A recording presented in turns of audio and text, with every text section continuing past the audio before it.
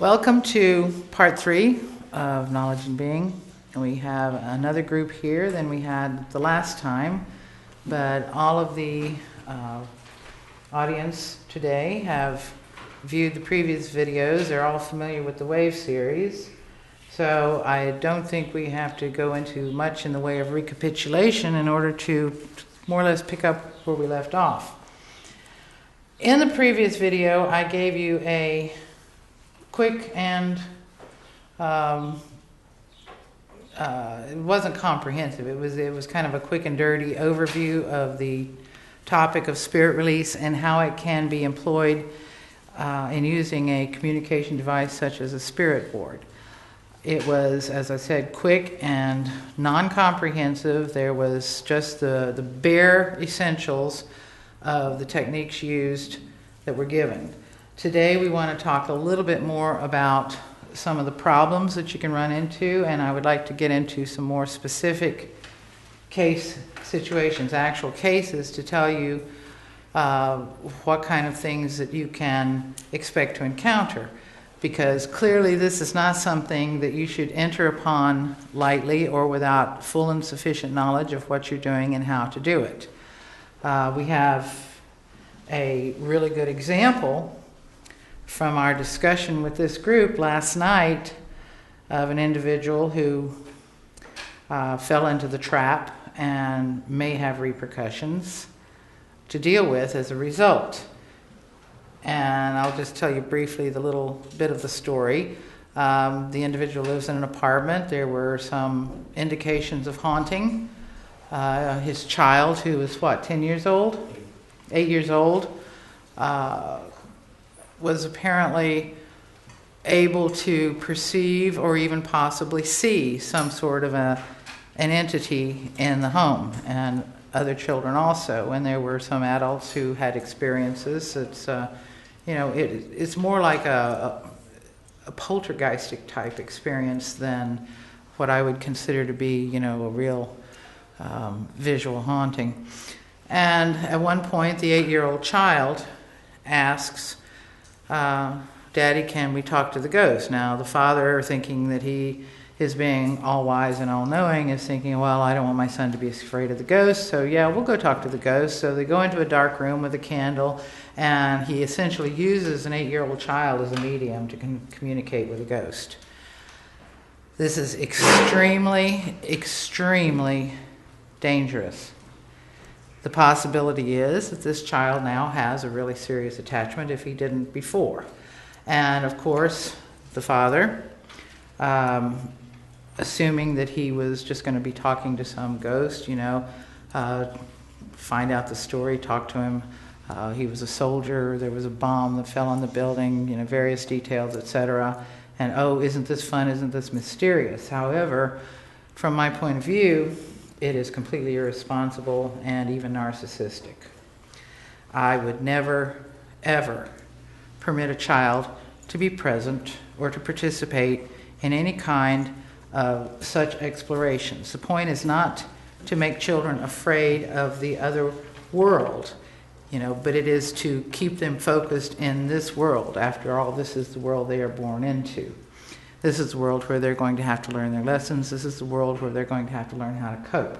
You don't want to make them unnecessarily afraid, but at the same time, you do not want to expose your child to dangers. This was definitely an exposure to danger. The child's spirit self is not fully seated. It's not fully formed. It's not the interface between the spirit and the genetic body is not completed. The connections are not completed. There are all kinds of what you might call interstitial spaces that are still open. Gaps are still there.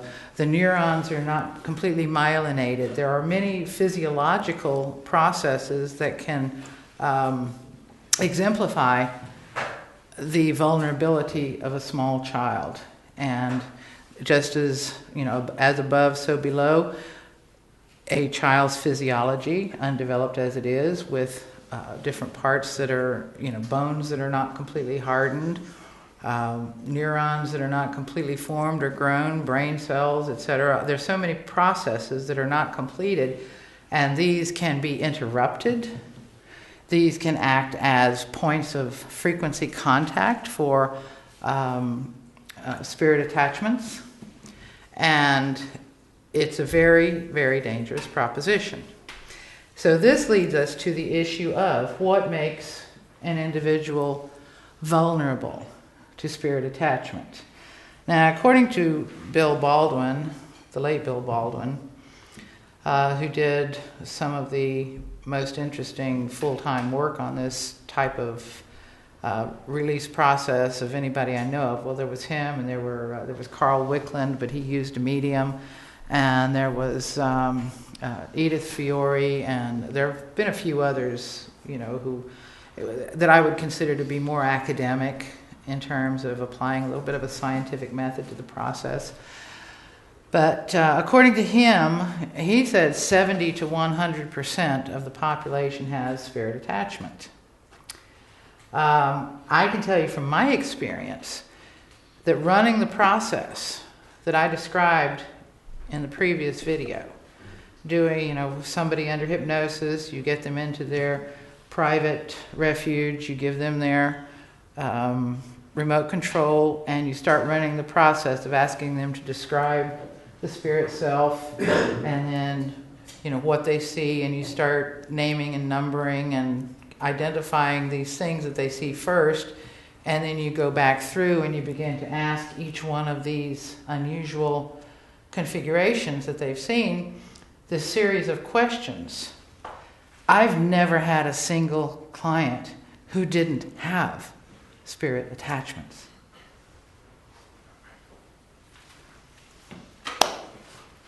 So some of them are apparently transient. Some of them are familial. That is, a family member dies and comes and frequency matches with you, a favorite aunt, cousin, a grandfather. I've had all of these kinds of situations. So what makes, first of all, the person who is attached vulnerable? And second of all, why do discarnate entities, and again, we're making certain assumptions about the reality of these things, that we're not going to assign belief to it, but we're going to give it a high probability. Okay, so what makes these deceased or newly deceased entities find it necessary to attach themselves to a living human being? Because by and large, my experience has been that it's not out of malevolence, 80% of the time, or maybe even more, 90% of the time, it's not malevolent. So let's look at that part first. I want to get us a clean page here, because I think we might. So let's first of all put that number up here, just so you'll keep it in mind. 70 to 100% attachments. And from my point of view, or my experience, 90% of those attachments, and remember each individual may have 3 or more, 15, 20, 25. I mean, there's some people that are a busload with nobody driving, believe me. But 90% are not malevolent.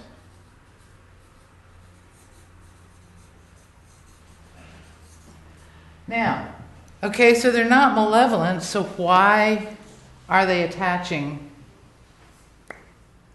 to a living being?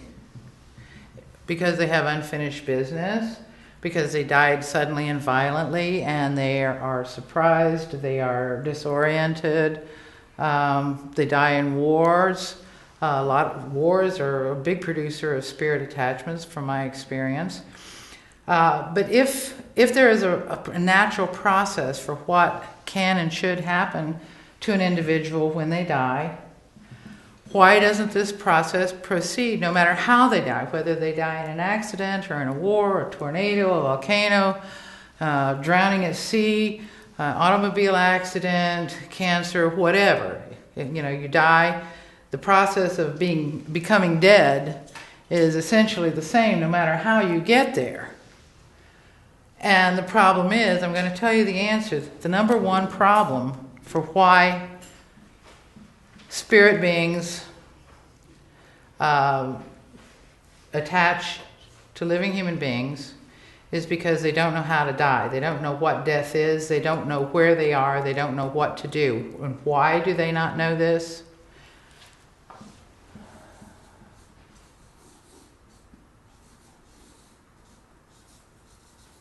Religion.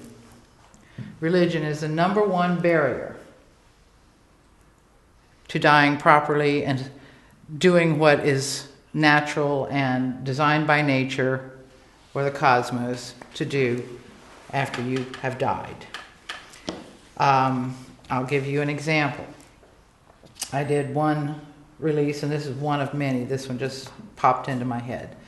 The individual had some issues with, he was concerned because at a certain age he had suddenly began to have more overtly feminine feelings and inclinations and behaviors and so forth. And this was not because he was just coming out of the closet gay, because he had never had this before. It was a new thing. It had manifested after an illness, and also along with this condition, this characteristic, this, and he would catch himself and he would be surprised at himself. There was also some pain, a particular hip problem, and a low back, a sacroiliac problem, and so forth. And he was just really distressed by it. Why am I suddenly having these feelings that I never had before? Why am I suddenly expressing myself in ways I never expressed myself before? And why do I have this, this continuous problem in my hip? Of course, he really wasn't asking me so much about the hip problem, because as far as he knew, it was just he had a problem with the hip. He just mentioned it in passing, when I did the interview before we did the hypnosis, I ask always about any physical problems, any surgeries the person has had, a little bit of the history of their childhood. Do they take any drugs? Do they have any, that sort of thing. You need to know that information before you even agree to work with a person. So, during the course of the spirit release process, it turned out that, and this is, you identify it with the differential diagnosis, you ask the questions, and the answers that came back were that he had been attached by a woman who had died, had been murdered in the process of being raped. And she was Catholic. And she didn't get a chance to make her confession before she died, or to receive absolution or do penance or whatever, and she was overwhelmed with the conviction that because she died in the act of carnal activity, it didn't matter that she was not participating willingly, that it was violence, that it was a terrible act against her and it took her life. The fact that it was a carnal act, it was an act with somebody that she was not married to. She didn't get to make confession, get forgiveness, therefore she was going to hell. So of course, when she finds herself in the spirit world and she sees a light, as I understand nearly everybody sees when they're in that state, she was certain it was the fires of hell. So she did not go in that direction, as would be the natural thing to do. And instead, she sought out dark places to hide so that the fire of hell wouldn't find her. And in a period of time, she ended up attached to my client. And because during the course of her violent rape, her back was broken and her pelvis was broken, this manifested in my client as a low back and hip problem. Guess what? Once we dealt with this poor girl explained to her that, well, your religion really led you astray because all of those things they were telling you weren't true. You can go into the light, and found a loving family member to receive her, and she was gone, and my client was fine. Never had any problems with his hip or his back again.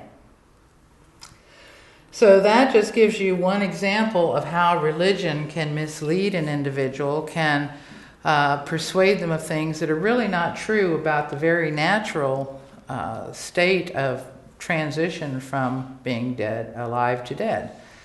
And that is, I would say, probably the number one reason that discarnate entities hover about and seek places to hide, seek comfort, look for some kind of frequency match, because the vast majority of them have no idea what death is. Our society, our culture doesn't deal with it in a proper scientific way, and it should be dealt with scientifically. Speaking of which, my own work with this spirit board has been in the way of a scientific experiment. A lot more people with a scientific inclination and with a high level of knowledge could be doing this sort of thing. You don't have to believe it to experiment with it and do it. What you need is a lot of records. Now, what I've done for the past however many years, almost 20 years now, isn't it? I have recorded every letter that has been spelled out. I have recorded my spirit release sessions. I have all of these books with all of these records. It's in the way of an experiment. It's something that could be tabulated in some scientific way. I'm not competent to do that. I just do the experiment and I keep the records, and I keep very good records. But somebody else who has a mind for statistics or organizing that kind of material, could take that and maybe get some kind of a scientific fact out of it, or some kind of a scientific theory out of it of some sort. So that's the first thing. That's the reason that the spirits like to find people to attach to. Now the next question is, what makes people vulnerable to being attached? Well, first of all, just being a normal human being makes you vulnerable.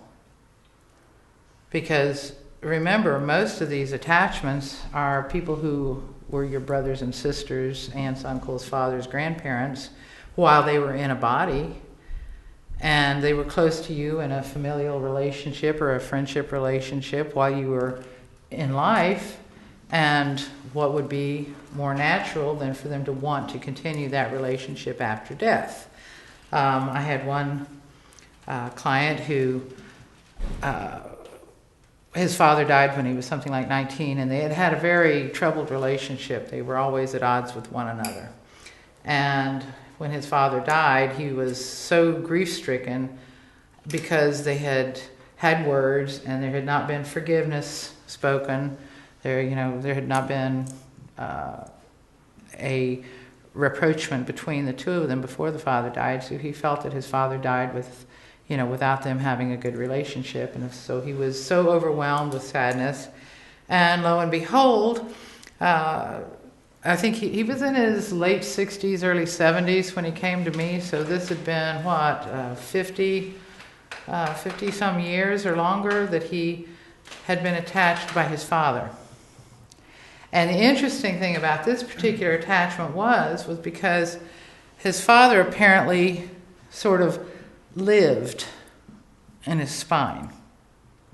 That was where they had this kind of like frequency match. That's the only way I can describe it. I wish somebody would do some more scientific work on it and come up with some better words for this, because we really don't have a vocabulary to discuss this kind of a reality and our relationship to it, because it's been so denied and rejected by modern science.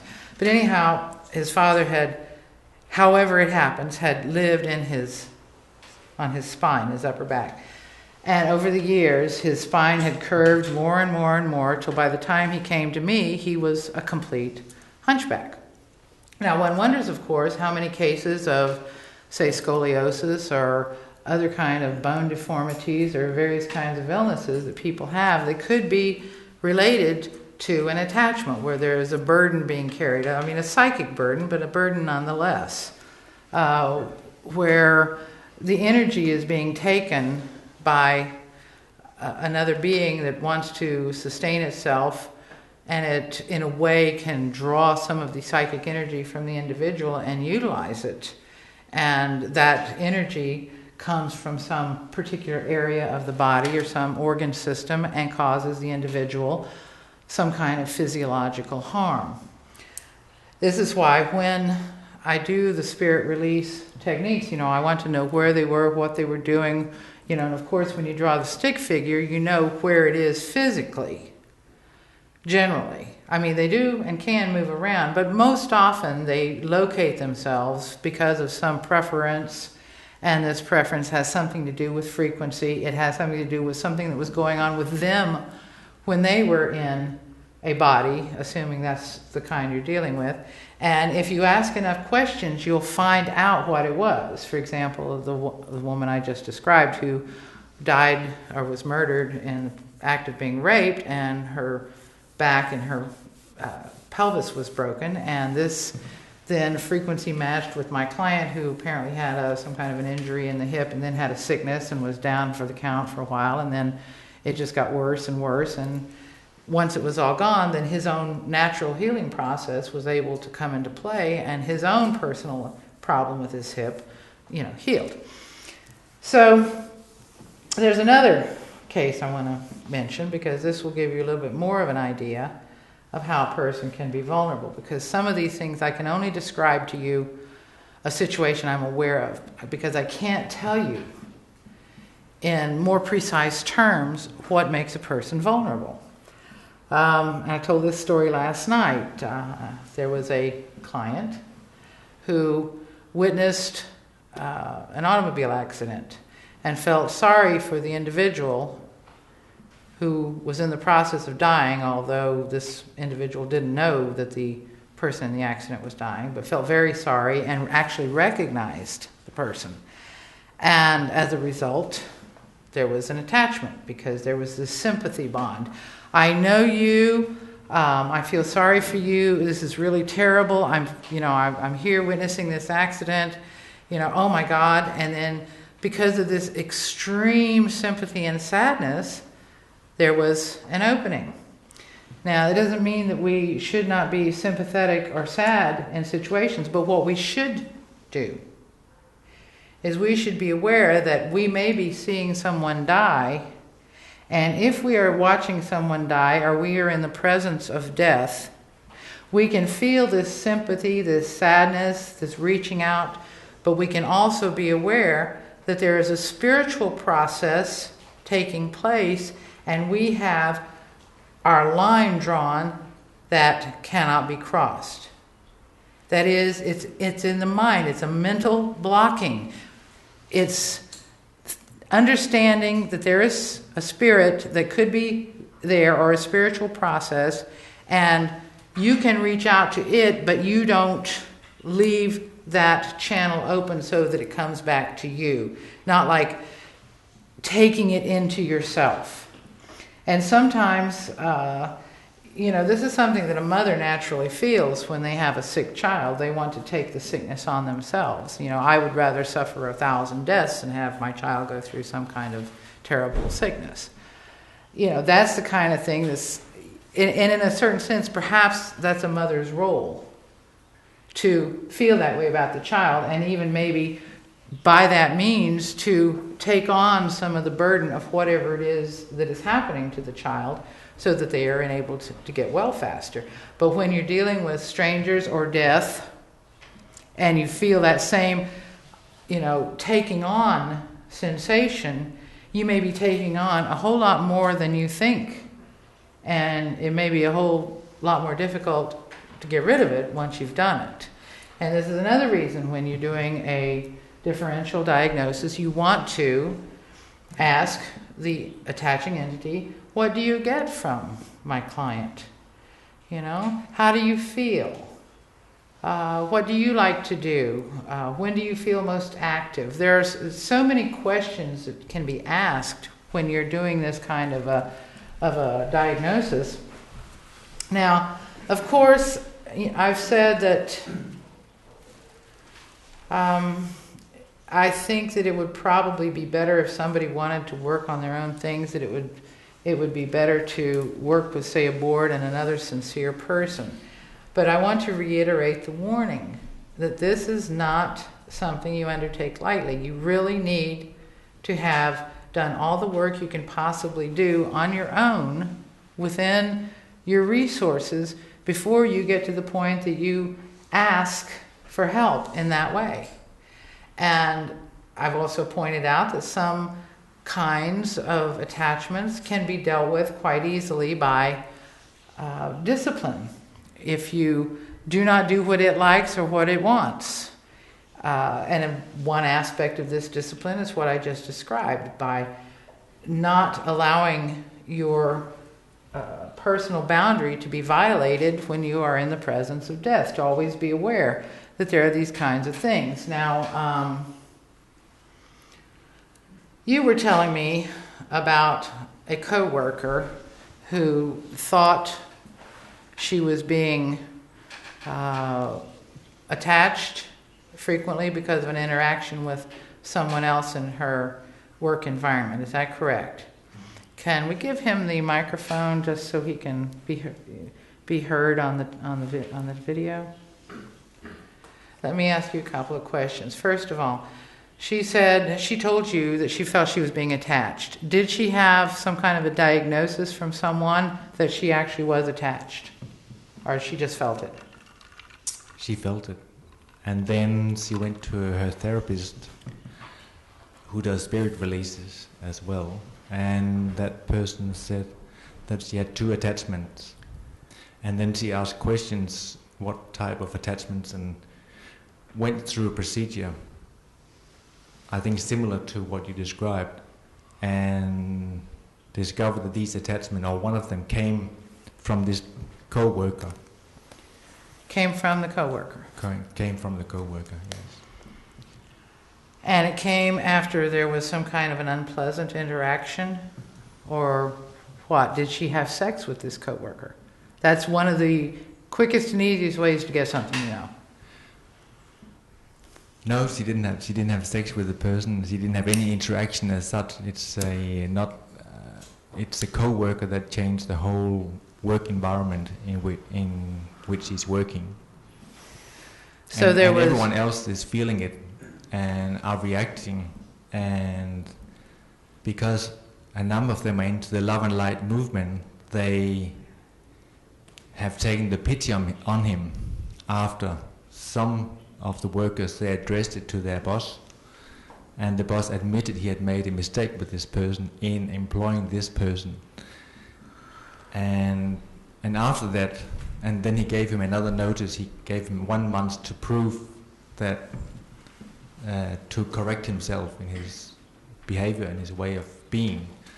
And because of that, then this person then used the pity ploy, and now half of the people at the workplace, they've taken pity on this person and feel sorry that there are some that are against him, and they feel, oh, he should stay because he's just... Well, that's irrelevant. So did she get a second attachment from him? Then she got a clearing from these 2 attachments. Then she went back to work and had another, just the interaction of just the physical presence, or he coming into contact with her, because he's a very needy person, and he goes and incites sympathy, perhaps? As well, yes, and okay. encroaches on people's private space. Okay, well, that's good, because the first thing is that space is not the essential element here, because you can be close to somebody and be completely protected from them because you have your mental boundaries in place. What would tend to make somebody in that sort of situation vulnerable would be an emotional reaction to something, such as you just described, a very needy person, and if she had a very sympathetic reaction, which is similar to what I just described about the other individual who witnessed an accident, somebody died.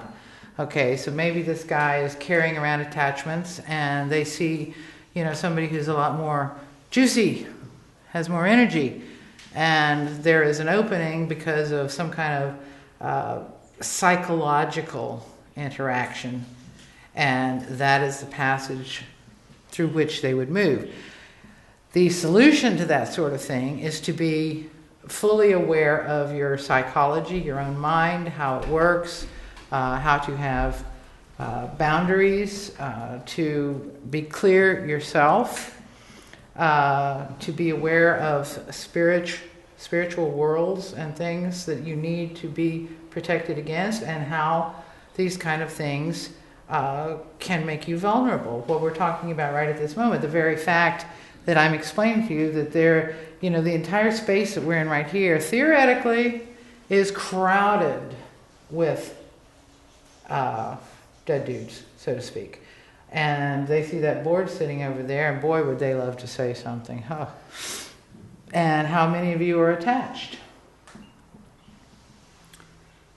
See?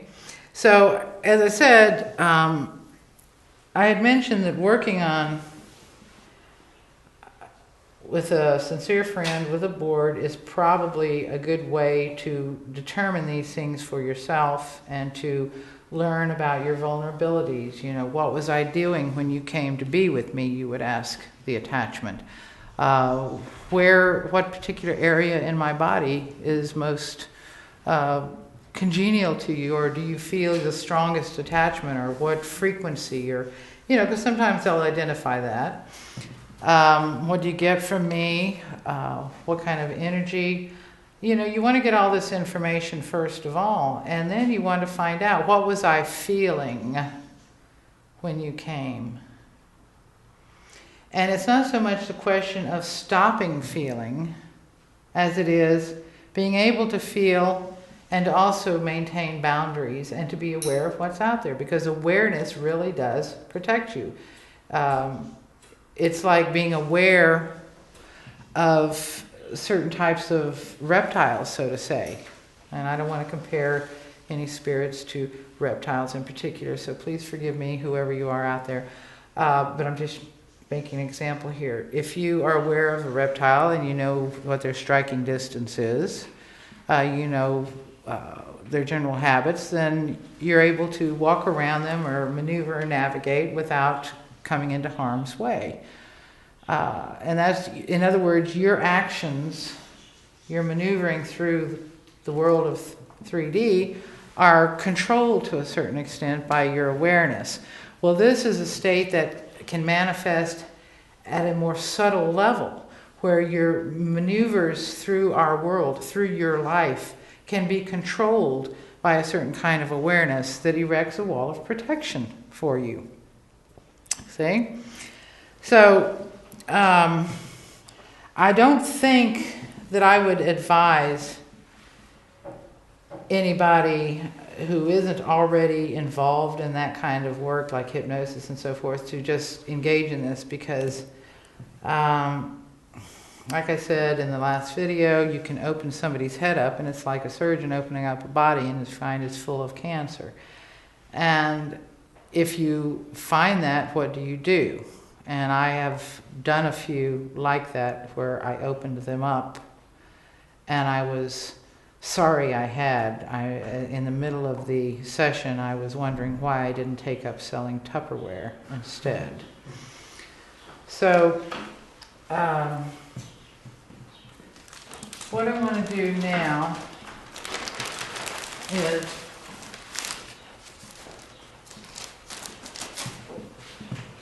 I want to give you some actual, I know what I forgot. Remember we were talking about direct spirit release, or direct differential diagnosis. There's also something called indirect differential diagnosis.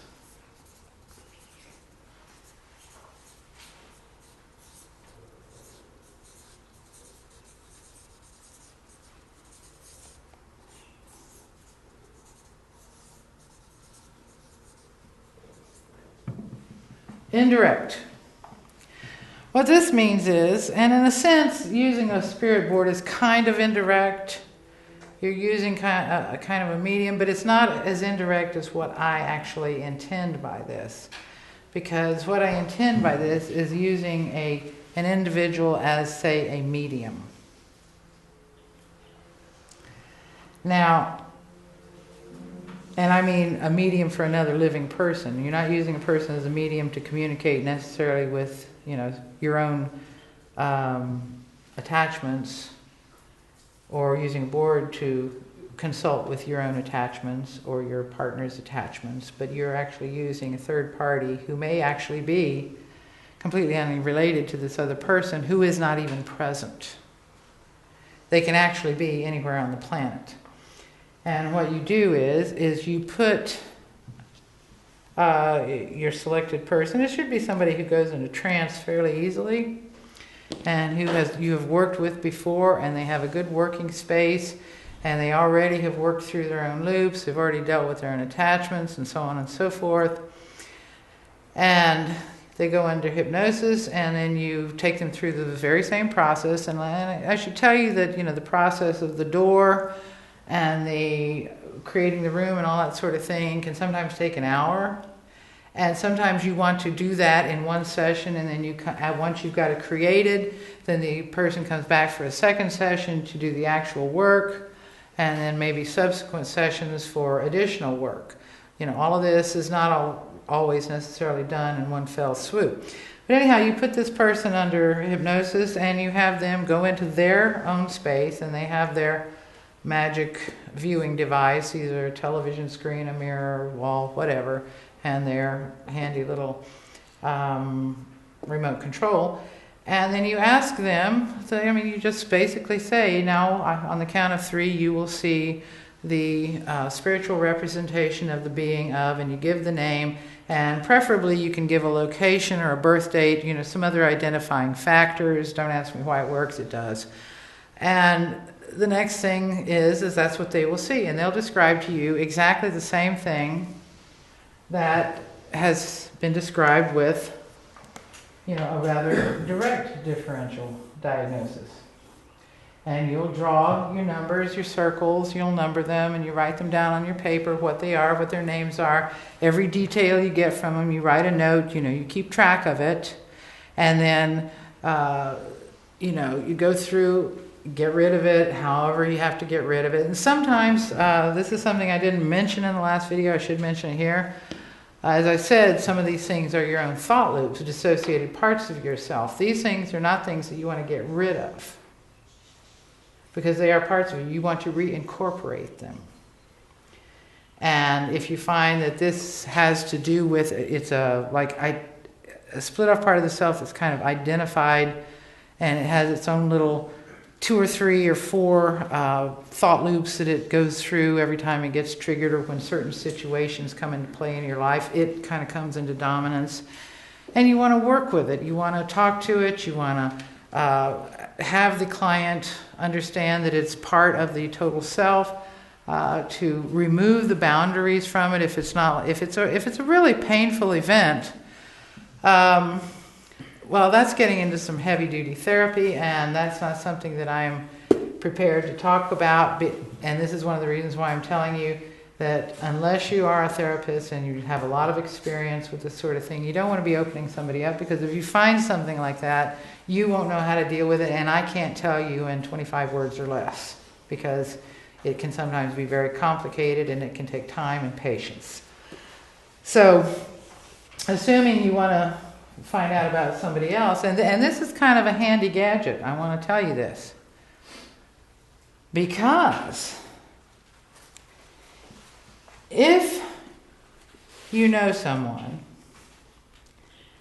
about whom you are uncertain in some way, and you want information,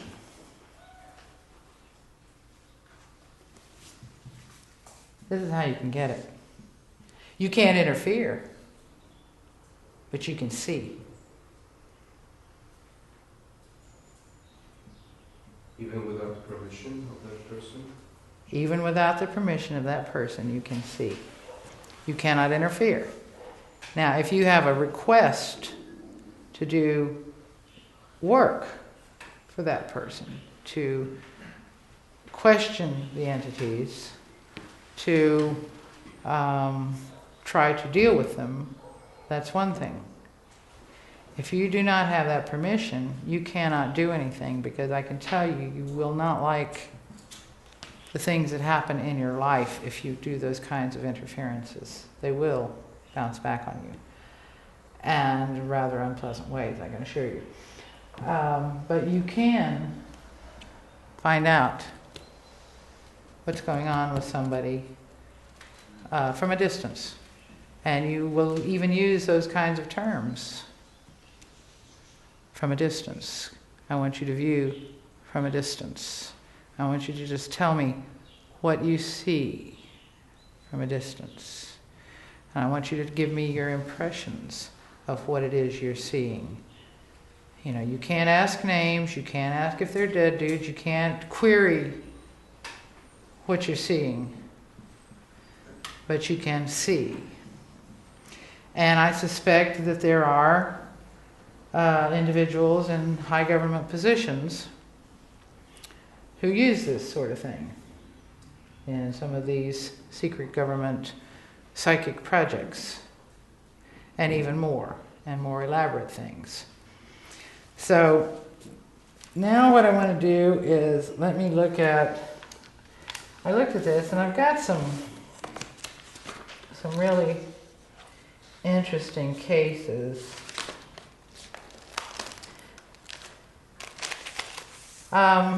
Very often, I'm not going to teach you any psychology, because this is not something you need to know. I will only say that anybody who wants to engage in this kind of activity, there are a few books that you should read first. You should read Carl Wickland's book, 30 Years Among the Dead. You should read Edith Fiore.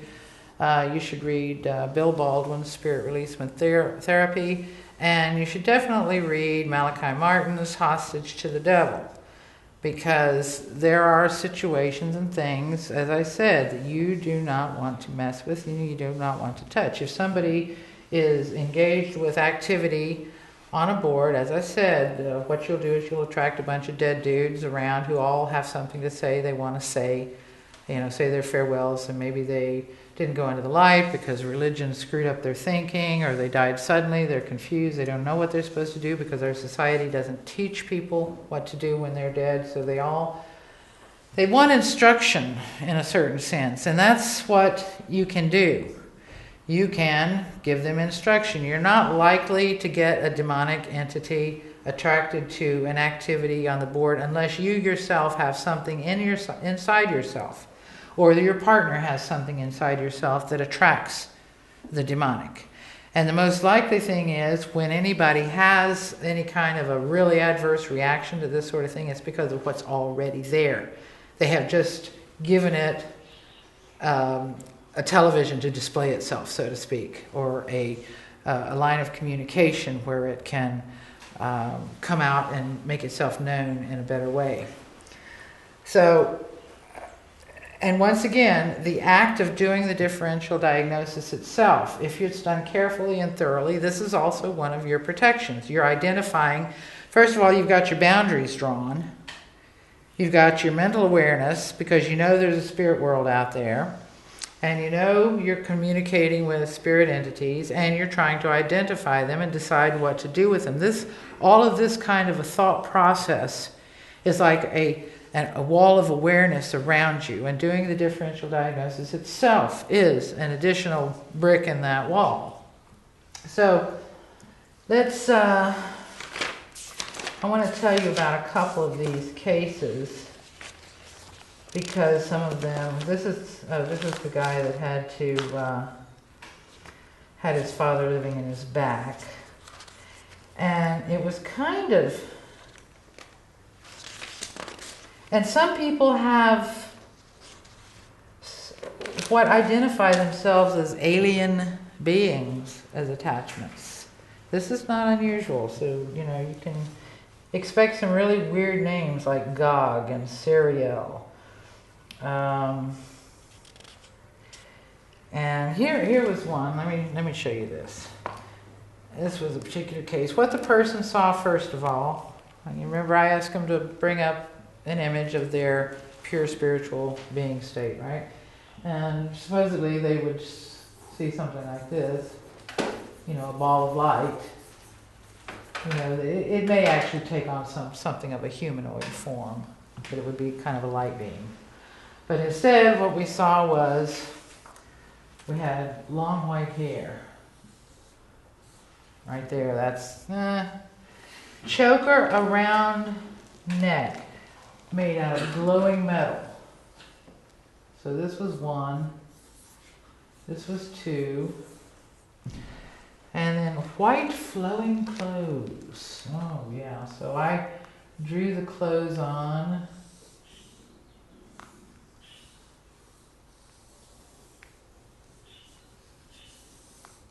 Okay. Big, weird violet eyes.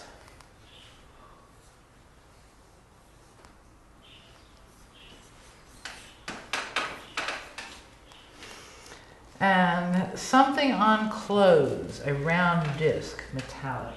Okay, so there is a medallion. That's number 5. And then 6, glowing metal bands on arms.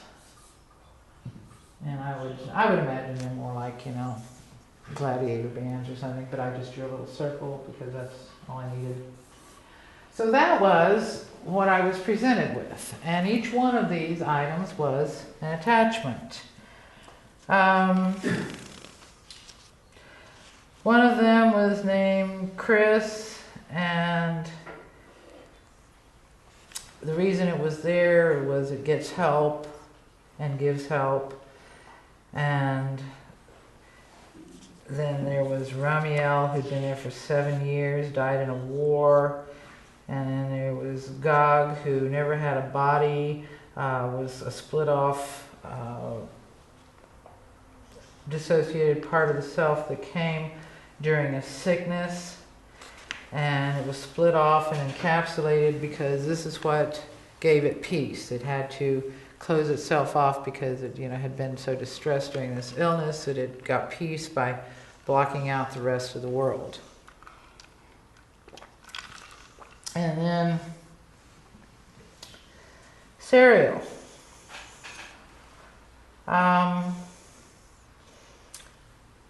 It says that it was there from the time of conception.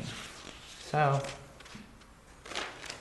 apparently that can happen. Here was another energy glop. And here was one that was just a frequency that had been there for 4 months and had been attracted by a distress signal given off by the individual in a particular situation. So this is another one of those indicators that you need to be aware of what kind of signals you're sending out. Then we had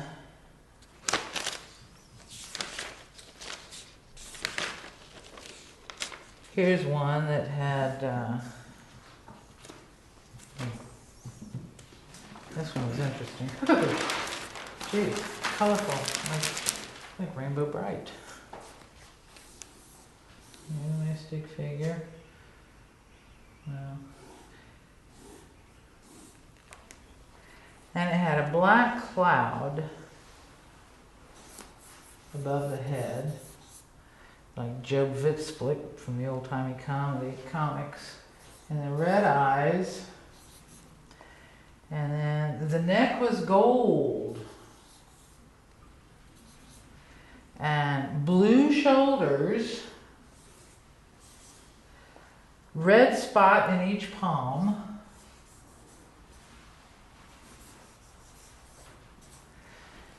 Gray mass in chest.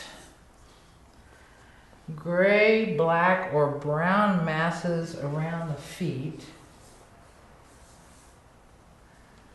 Several shadows in the background. One cord attached to sister from the heart. So there was a cord that went to his sister who was living at a distance. So that's another one.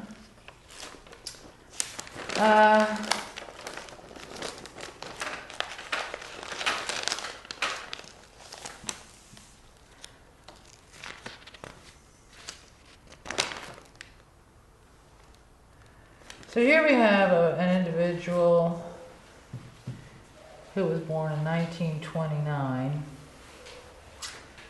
which in 1994 or 5 would have made him how old? He was an elderly guy. And he'd had physical problems from early childhood. One leg was shorter than the other, ear infections, hips replaced, pancreatitis, 9 or 10 hospitalizations. So the hospitals are great places to pick these things up. And I would advise anybody who ever needs to go in the hospital for a general anesthesia surgery, you need to have close friends and family who are aware of the spiritual realities present to hold the awareness for you while you're unconscious.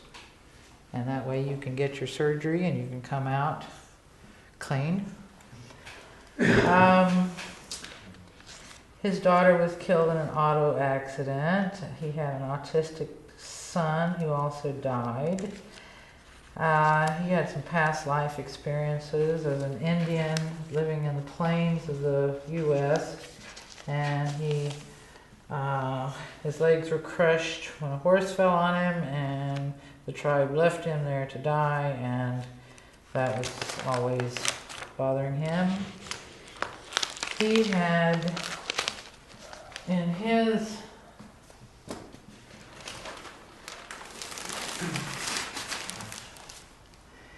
he had bright red eyes. He had glowing big teeth. And he had yellow hose on. Like pantyhose, I guess. And okay, he was not paying attention, and apparently one of these entities told me it was none of my business to know when he came, where he came, why he came, or what he was doing. And it was basically up to me to kind of utilize the concerted willingness of the subject and my own will to say, you have to leave. Oh, this guy was really a mess. Ooh. Interestingly, he had 2 different birth certificates.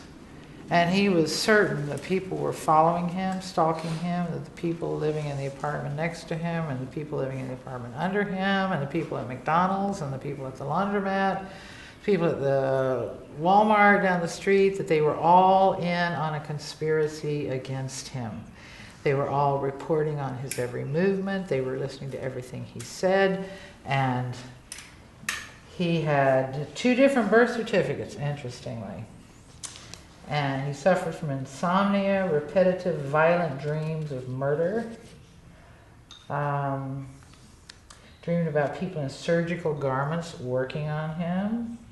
And then he would wake up feeling paranoid. He had problems with violence and lack of motivation, complete loss of memory, loss of skills, things that he used to know how to do, he could no longer do. He was depressed.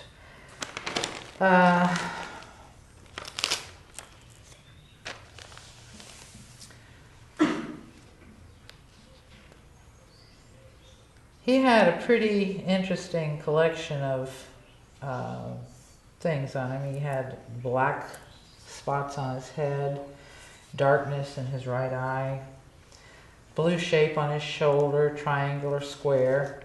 It was hard to tell. And I'm sure you're picking up on the fact that so many of these things from these many different people, none of whom knew each other, and you ask them these open questions and they describe many of the same things. It occasionally gets a little more interesting, but mostly a red blur over the heart, green cloud on upper back, golden swirl on the solar plexus, brown scars on knees, flippers on the feet. This was an interesting one. He had swimming flippers on. White spots on his calves, a black cloud behind him, and a golden cord out of his head near the black spot that went off into space. That's a warning sign. Just want you to know that. If they've got cords coming off of them that go off somewhere that you can't see and they can't see and they don't know, you probably do not want to mess with them. You don't want to tell them, grab hold of that cord and pull it in until you see what's at the other end. Okay, so I think you have the idea. Well, we have a little time. Let me tell you a couple more really interesting ones. This one had a suit on with black and red hood, had red behind the eyes, red gloves, red boots, and there were little spots jumping off like fleas.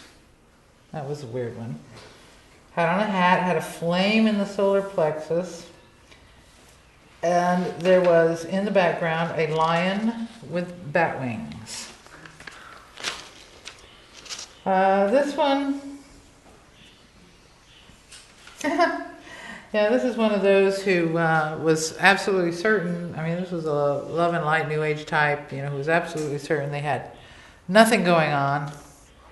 And the descriptions, of course, were very nice. Wearing a golden necklace with purple crystal. How lovely. Had on socks. Go figure. Bracelets. Star-shaped purple crystal on third eye. How powerful is that? It was an attachment.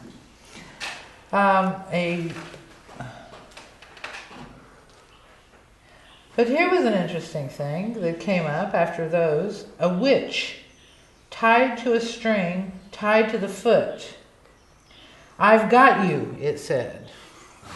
2 days ago.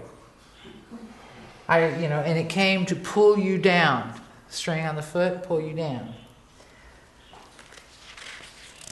That was kind of weird. Okay, here is one that was done remotely, using my particular trained subject, medium. And the individual I was looking at a distance had a black moon with clouds in the background. There was a panther. And it says the body of the panther is not human, and it said there was some words being conveyed from this. It said, "He knows your game, came last night, is angry." Another one said, "Go away." This one was after alcohol, came 2 days ago. Green flame, a red ring, a chain, a gloppy on the lower back. Another one whose name was Death. Believe me, you'll get all kinds of weird things, and if it was a movie, they would probably play that up as the big dramatic moment in the movie where the attached entity says, you say, "What's your name?" "Death." And then you have this huge drama going on because it's obviously demonic, but it's really just a smart-ass attached entity that's trying to get you nervous.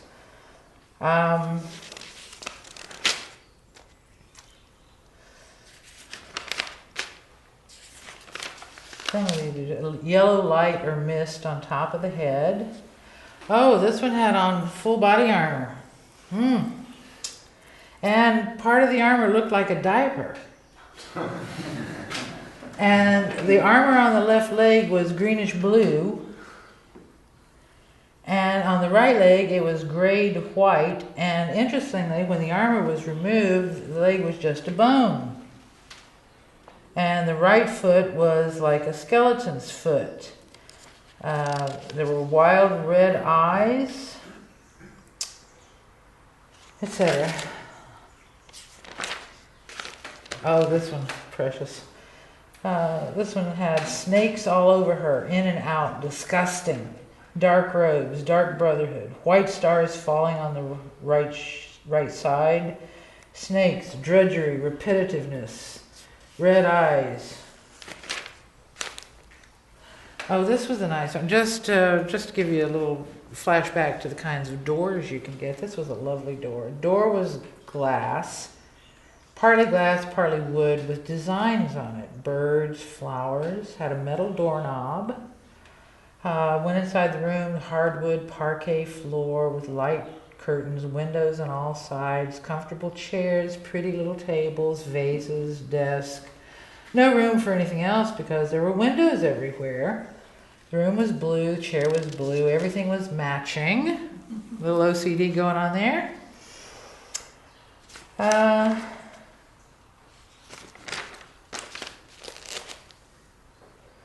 Here was one door that was an oak door with metal bands, wrought iron hinges, brass doorknob, no window, log cabin, rustic furniture, fireplace, rustic easy chair, rifle hanging on the mantel, rough planed board floor, room is kind of dark, fire in the fireplace.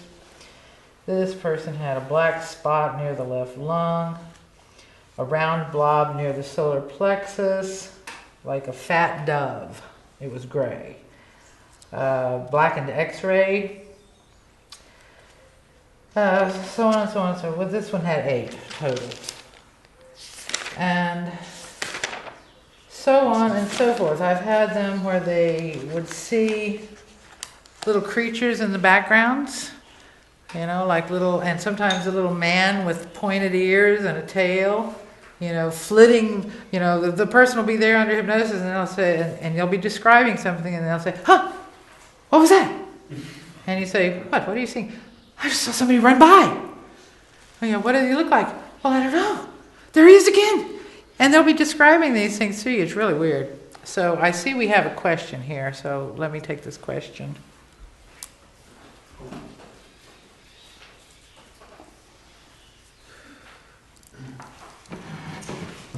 Regarding attachments, is there? Talk into the microphone. Would there be certain professions where they're more prevalent? For example, police, fire, ambulances, and are they necessarily around death, or are they just around? Could they be around accidents as well, where empathy happens? Certain professions. Are there certain professions that would be attracting them? I would say so. No doubt about it. I would say probably one of the most plagued professions would be dentistry. Well, if you think about it, there's a higher rate of suicide among dentists than probably any other profession. I think psychologists are second, so they would probably be getting attached also, because if they're doing therapy with the client, you know, and the client starts getting better and there's no place for the attachment anymore, and they've got a sympathetic therapist, you know, where is he going to go? Dentist, I mean, most people, when they're in the dentist chair, they're in a state of total and complete juvenile or infantile trauma. I mean, everybody's scared of the dentist. And I'm sure that attached or discarnate entities just flock around dentist's office. Probably, I would say that police individuals, people who are in the police forces nowadays at least, and probably for the last 15 to going on 20 years, because of the type of individuals, they could either be possessed by really dark entities, or they could be psychopathic, in which case, you know, who needs an attachment when you're already that evil, from birth. Firemen might pick them up, because most people who get into being firemen are fairly sympathetic, except for the ones who just want to do the macho stuff. Doctors, certainly. The sympathetic kind, not the ones that are in it for the money. So I think you'd have to look at where the preponderance of the certain types who are sympathetic, because a lot of these so-called helping professions are dominated by psychopathic individuals, because they also give them the possibility of gaining power over others and manipulating others. So that would be an interesting, if somebody ever undertook to do a really massive, broad-scale examination of individuals using a differential diagnosis, checking out how many attachments they had, what they were, where they came from, all the details, and then statistically analyzed it, what kind of profession would come out on top. I'd love to see something like that done, but I'm not holding my breath. Next. Okay, on the question of being able to tell if you've acquired an attachment, how can you tell? For example, I've come to understand, for example, if you've suddenly developed a new strange compulsion or habit that you've never had before that's totally out of character or something like that. So are there things, can you mention some indications which might give you a clue that you have recently become attached? Well, those are the main things. The other things are a new series of repetitive thoughts, urges to do things. Sometimes even a physical disability, something that suddenly comes on and, you know, maybe you even feel like it comes on. You feel like it just jumped onto you. I've had people say to me, I felt like it just jumped onto me. I felt this pain jumped onto me. And sometimes, though, it's not going to be so obvious. Most of the times it's not. It's not so obvious. It kind of interfaces rather seamlessly, and it thinks thoughts, but you think those thoughts are your thoughts that are just kind of emerging from your subconscious mind. And since I mentioned the subconscious mind, I should mention that, you know, the whole point of working with a board is that what you're trying to do is you're trying to access the deepest unconscious levels of your own being, because that's the part of you that merges with the cosmic information field. So that when you have achieved that level, when you've grooved down to that level and you've cleared away one by one, you know, your attachments, your thought loops, your dissociated parts, you know, all of the things that interfere with that clean communication, by the time you get there, what you are basically doing is you're giving a voice to yourself in the future, so to say. So it's not even a case of some other discarnate entity using you or speaking through you, or you know, a state of possession or anything of that sort. It's pure interaction with, you know, your particular location in space-time of the cosmic information field. But it takes work to get there. Yes? Regarding children, is there a time when you think you could start to tell them about these things? At a certain age? Is it late teens, early 20s? Well, here you have a little bit of a problem, because very small children quite often can see things and sense things, and they're a lot more in tune with certain things than you would necessarily want them to be. And those things kind of attract their attention, and you want to reorient their attention to other things. You don't want to scare them. You don't want to make them scared of the other world, because what if you incite fear into your child about things that live in that disembodied state, and that sticks in them because they have a particularly sensitive temperament, and then they grow up, and then that becomes their overwhelming fear of death. And people shouldn't be afraid of death. I mean, they shouldn't be seeking it by any means. They should be really focused in this world and on this life, and on improving themselves in this life, and on improving, you know, this world around them in the best way they can, with as much knowledge as they can acquire. But the child, I think that the best way, and the way I handled it with my children, was when they would tell me about these things, I would talk to them very matter-of-factly. I treated them like they had intelligence. You know, Mommy, I saw such and such last night, or something was in my room, and I would say, well, that could very well be some kind of spirit from the other world or something like that, and it really has no business bothering you, so we're going to devise a method to, you know, keep it out, because your room is your private place. You don't need to have whatever it is coming in there and bothering you.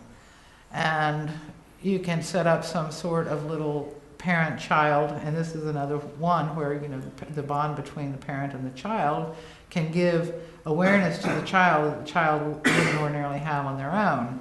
One thing I did was I got a piece of rose quartz and I gave it to my child, or we held it and we touched it and made a prayer into it. And this prayer, whenever the child felt afraid, you just grab hold of your rock and it activates the energy of the prayer. It activates mommy's energy.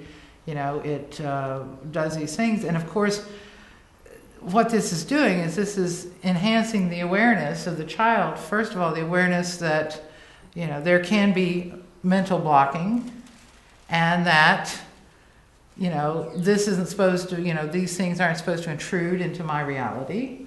And the very act of activating that mental blocking technique of making an awareness of it, whether or not there's any power in the stone, which there probably isn't. I mean, there might be some residual little electrical, if it's a quartz, it's got some piezoelectric properties, which, may or may not enhance, but you never know. So that's what I would use. And, but what is really being activated is awareness. Awareness that I am a sovereign being, whoever, whatever has a right here. And that's the main type of awareness that needs to be built and developed. And it needs to be built and developed in individual human beings, even in their human relationships, because so many people have experiences where they allow other people to invade their space, to seek pity or empathy from them when it's not deserved, to play out dramas. What was it, the word you described? This was a needy person. Sometimes a person who comes across as a needy person is not so much a needy person as they are a manipulative person, and they have this needy persona that they use to invade other people's space, to drag them into their drama, into their situation, and to make them forget that they have their sovereign space. They have the right to say no. They have the right to draw the circle and say, you shall not pass. See? So that would be, and that's from the earliest ages, so 3 years old with my children. I would tell, if they asked me a question, I answered it as simply as I could for their age, but as honestly as I could. And then I tried to give them the awareness of this sovereign space. This is your circle, and it's not right for it to come beyond that. If it happens again, you let me know. We do something more. And then as they get older, of course, you want to, you don't want to engage a child who is in this blossoming state until they're pretty much an adult. When they're going through puberty, they're particularly vulnerable because all kinds of hormonal ups and downs and discombobulations in the system, and that's why pubescent children are most often associated with poltergeistal type activity. It usually is a manifestation of sexual energy. It can also be very strongly correlated with women who have sexual repression issues. So pubescent children and sexually repressed women are frequently at the center of poltergeist type activity. So by the time they're 15, 16, 17, it depends on the child. Some children are much more mature at 15, and some don't get mature until they're 25. Some of them never grow up till they're 35 or 40. You just but answer the questions honestly, present the information. They need to know that world is out there, and they need to accept it as part of life, a part of nature. It's out there the same way. Birds are outside in the yard, squirrels are in the trees, fish are in the river, ants are in the ground, flies, come along. All those things are there, and we live our lives with awareness of these kinds of things. We build our houses, we set up our living space to kind of keep those things out. So it's kind of the same thing, only it's just done a little bit differently, and it's done on a mental and psychic level. Yeah? Is that good? Okay.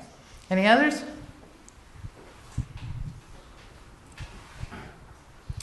Yes.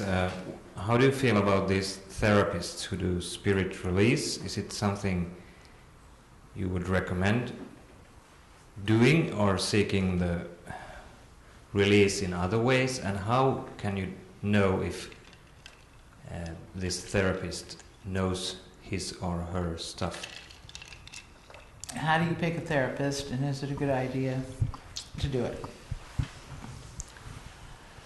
Well, personally, I would do it just out of curiosity. That's me. You might find out interesting things. You might find that you get relief from some maybe even small and insignificant things that just have bothered you, or some larger, more significant things. You may be able to get over a somewhat depressive tendency, or maybe there is some kind of attachment that brings negative energy into your life and causes all your plans and goals to, go astray. I mean, I mentioned Joe Witzblick. I think maybe many of you, most of you, are too young to know who Joe Witzblick was, but he was a character in the Little Abner comic strip that used to be in the Sunday papers in the U.S. And he was a guy who went around with this thundercloud over his head. Everywhere he went, he had a cloud over his head with little bolts of lightning coming out and rain always coming down. And wherever he went, bad things happened. Whoever he associated with, bad things happened to them, bad things happened to him. He was just bad luck on feet. So there may be some kind of an attachment like that in a person's life that causes things in their life to go awry. There are many attachments that people pick up during sexual activity, either from their partner or because of the opening that is made at certain moments, not to put too fine a point on it, that anything in the vicinity that has been attracted in the last few days, you may be walking down the street and you're in a sort of depressed state and 2 or 3 critters follow you home and then 2 days later, and they're just kind of hanging around, and 2 days later you have sex with your partner, your girlfriend, and are we having a helicopter attack again? It is so strange. Why do they pick such days to come flying around like that? And then you've got another attachment. So, these are just things I've learned from asking people these questions, these attachments. When did you come? Where did you come from? Why did you come? What were they doing? Et cetera, et cetera, et cetera. And so I'm just passing this back to you. So if you want to get it done, if you find a therapist, okay, you want to have a meeting with the therapist. You don't schedule a session right away, you schedule a consultation. You talk to the person, you ask, what do they base their method on? How do they work? How do they do it? You want... Obviously, a therapist is not going to want to tell you every detail of how they do the process. Because in my case, I was conducting what amounted to something of an experiment. And I would only ask permission. I have a series of questions I'd like to ask you. Do I have your permission to add? They're kind of experimental. I just want to, and they would all give, these people would give me the permission. And then I would ask the beginning of the differential diagnosis. My expectation in the initial stages was that, I'd only get one once in a while, and no harm done. If it helps somebody, fine. If not, and what was really surprising to me was to find that I never had, once I started asking these questions, I never had anybody who didn't have something, at least something.